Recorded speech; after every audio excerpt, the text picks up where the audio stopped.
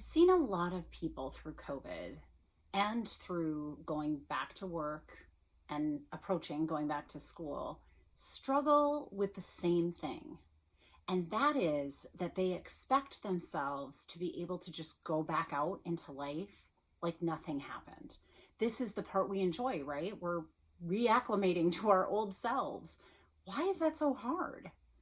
Hi, I'm Dr. Natalie Marr, and I'm a life transition expert as well as a clinical psychologist, and I'd like to tell you why. Here at Learn to Love Your Story, it's my passion to help people going through difficult life transitions, especially women in midlife, better understand that they're normal when they're feeling abnormal. I know that sounds strange, but I want to decode what it is that your nervous system is doing. First of all, we are organisms before we're humans. So what do I mean by that? Well, originally we were just some cells dividing until it became this great thing that we call our own humanity with a frontal lobe that can think about things. So our cellular level knows something about what's happening during a pandemic that our mind may not be aware of. And that is that our cells can interpret that there is a life-threatening illness out and about in the world. Now you add that on to the layers of cognitive stress that we're creating or experiencing during this pandemic, and you've got a nervous system that is under complete duress. And that means that it's only about this far from hitting its limit almost at all times. Some of us have a little bit bigger window than others, but in general, all of our windows have shrunk considerably across the time that we've been in this pandemic. Now, going out into the real world seems like that would be something that would open up that window, right? No, it actually is decreasing the little bit of window of tolerance that we have left. You see, our nervous system doesn't care if it's a positive stressor or a negative stressor. It's a stressor, and it taxes that system. So it won't matter to us if we're happy about going back out into the world or unhappy about going back out into the world. All of us are experiencing the same taxingness on our system. I'm not even sure that that's a word, but we're going to go with that. So when your system gets taxed, you feel stressed. You start to notice anxiety, start to notice irritability. I bet that you've gotten yourself into some fights with your spouse, with a coworker, with your child, and you're in your head going, why am I so mad right now? Like you can't even figure it out, right?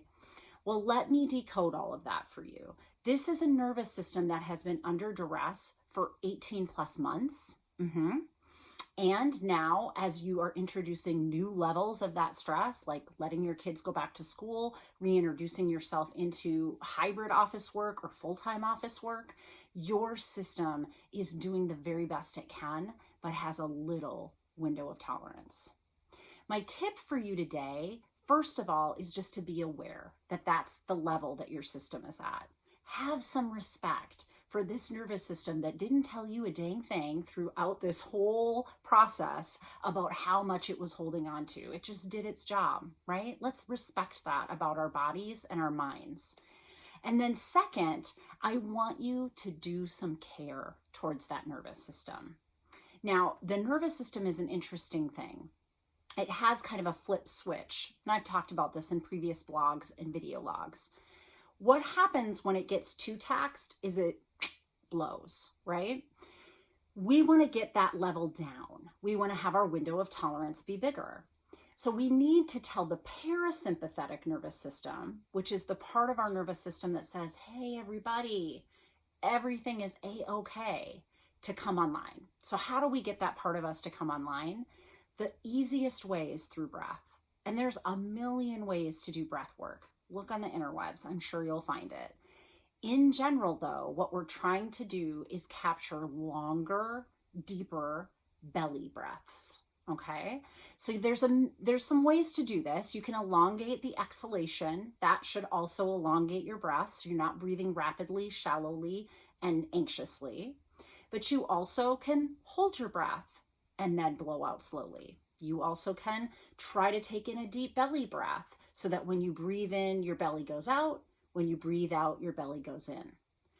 Any of those variations of breathing turn on the parasympathetic nervous system, and that tells your whole system down to the cellular level things are a-okay. Try and introduce a practice like this several times during the day.